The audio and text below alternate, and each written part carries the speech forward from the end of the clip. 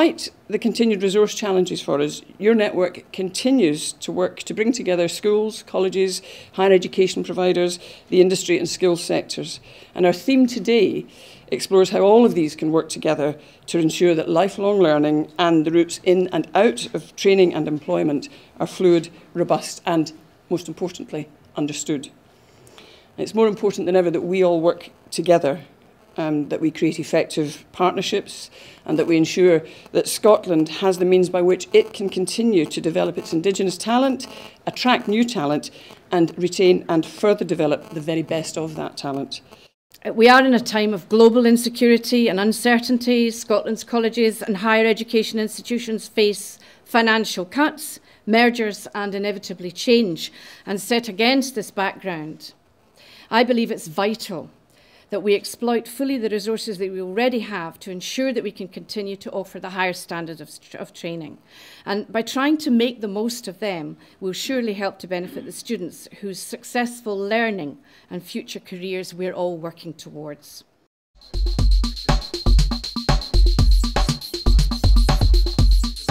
One of the things that's changed dramatically in my lifetime is the attitude of the educational world to the professional performing world.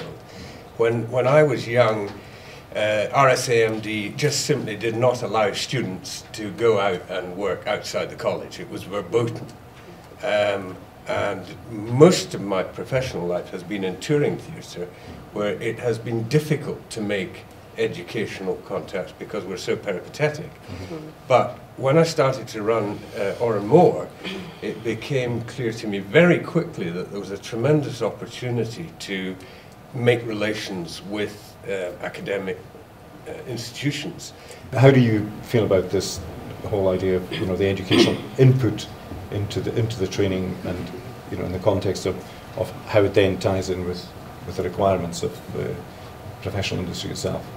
I think because we work so strongly and are informed so much through our research from the actual sector itself, those working on the ground delivering plays and creating artwork and running galleries or whatever, or museums, the relationship between the education sector and the employers is vital. It's a no-brainer really.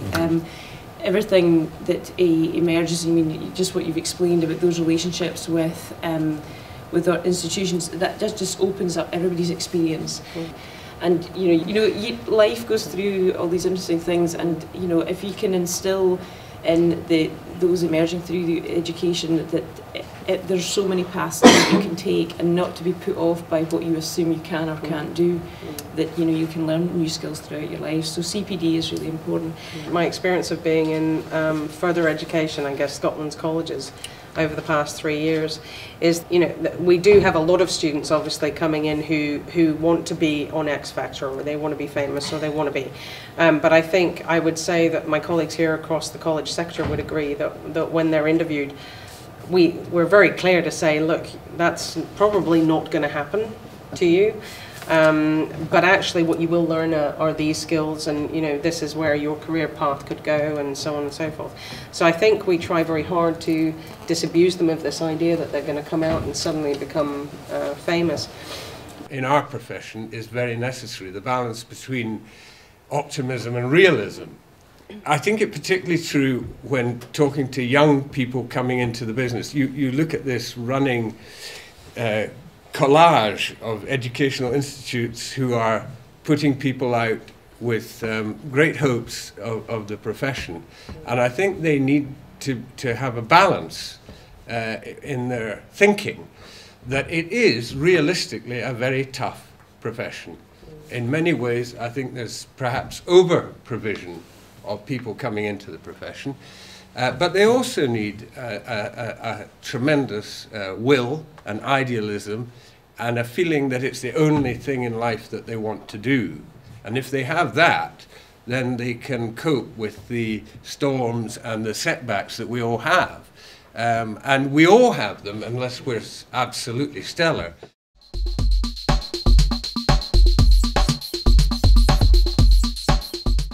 A very important thing that happened to me, that was when I was, my brother-in-law and his partner said, we're away over to Fife to see Jerry. And I had no idea who Jerry was. Aye, okay, you come. Oh, aye, Jerry does what you do. Jerry's an actor. I said, well, I would call myself. No, we'll go and see Jerry. And we went to this a wee place just outside Strathmiglo, I think it was. And the Jerry was Jerry Mulgrew. And there was one Alison Peebles there that day. A guy called Rob Pickervans was there. John Harvey from Dundee. And really they were forming Communicator Theatre Company. They were planning Robotnik, the 22nd Command. And it was the first time I saw a piece of theatre that just totally blew me away. Remember the canoe in the river? Yeah. They got this canoe and they put candles in it and floated it down the river. It was a pallet. Oh, was it? Well, you see, in my mind it was a canoe. It's a canoe. You keep your pallet. I've got my canoe. And suddenly I was meeting these people whose absolute life was creativity. And at that point I thought, yeah, I can do it. So I sort of doubled back myself a wee bit. You're talking about journeys and signposts and everything. I was never very good at reading maps, and I still am. So the signposts that I sort of noticed, I've suddenly sort of come across them, maybe bumped into them rather than sort of thought that's the way I'm going.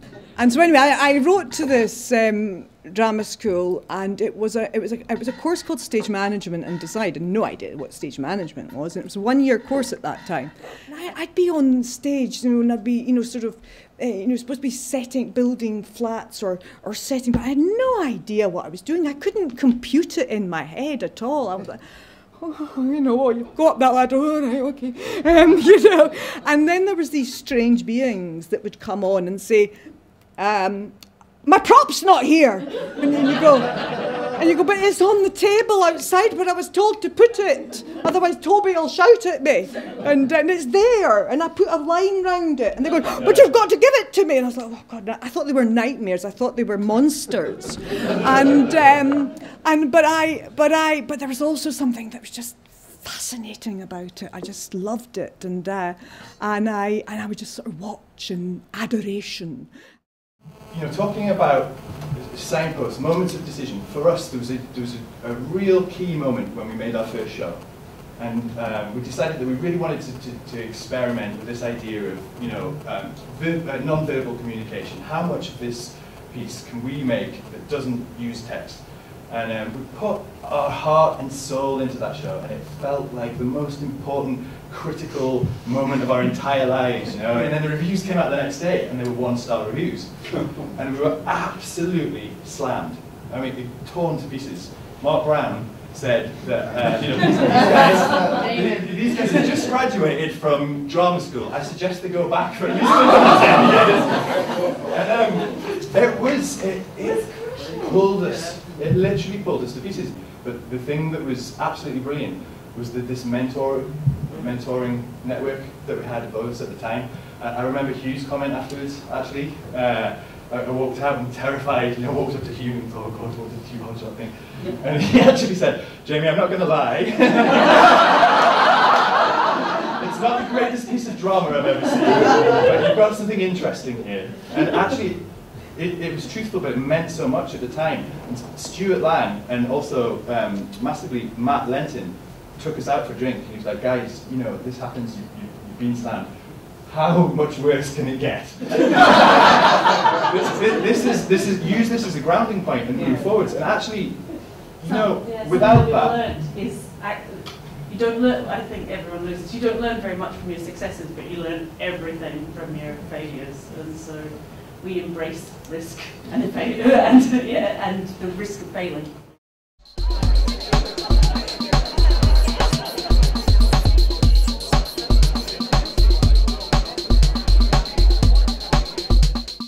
I think we've already got models out there, and we heard some this morning talking about different pedagogies around working with industry. We do live in a very challenged financial climate at the moment, but where can we start to lever in more resource? And that probably will be through working in partnership and looking for opportunities to go for funding grants, etc. And can we maybe quickly set up some working groups with industry practitioners, educationalists, and create a metaphor I quite like to use for UWS and our Skillset Academy, a revolving door between education and industry. And I think that sense of movement is really important. It's not transactional in a very static way, but it should be a flow. And so I've grown to love the little creatures. I mean, nature really has produced a little miracle in the life. Oh, I'm so sorry. I'm afraid that's a reflex action too. I squawk when anyone mentions the word life. You see, even when I mention it myself, I should have told you, do go on. While the worker bees fly from flower to flower, collecting the pollen. Oh, I see. Pollen. Pollen, pollen, pollen. I mean, this is the most stupidest thing I've ever heard in my life. Whenever I say pollen, or hive, or live, how did you even get a job as an interviewer? Interviewer, interviewer, interviewer, interviewer, interviewer, interviewer, interviewer. Oh, don't mind me. Please, do go on.